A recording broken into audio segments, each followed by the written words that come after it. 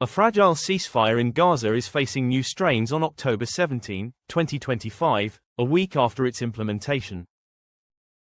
The United Nations is warning that infectious diseases are spiraling out of control amid a severe humanitarian crisis, while tensions are rising over Hamas's failure to return the remains of all deceased hostages. Ceasefire tensions and warnings.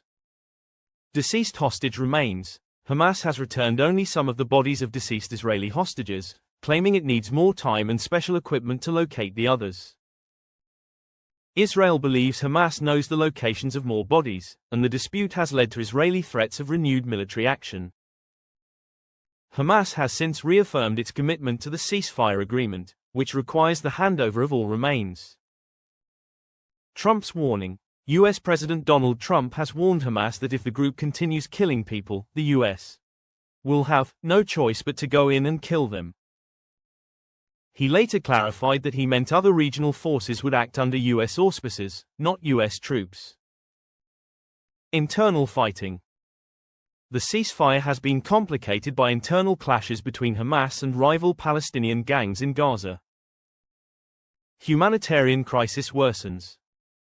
Infectious diseases. The World Health Organization, WHO, reported that infectious diseases are spiraling out of control in Gaza. A UN official noted the immense challenge of dealing with meningitis, diarrhea, and respiratory illnesses. Severe food shortages. Food prices in Gaza have skyrocketed due to the destruction and seizure of agricultural land.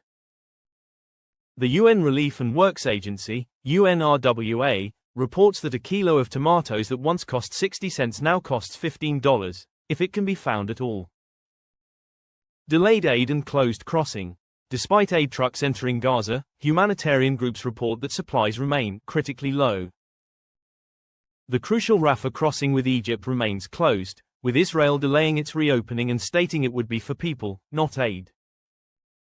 Torture allegations. A human rights group published images showing what it says are signs of torture and extrajudicial executions on the bodies of Palestinians returned by Israel. Wider context. ICJ genocide case. A week after the ceasefire took effect, South Africa confirmed that its genocide case against Israel at the International Court of Justice, ICJ, will continue.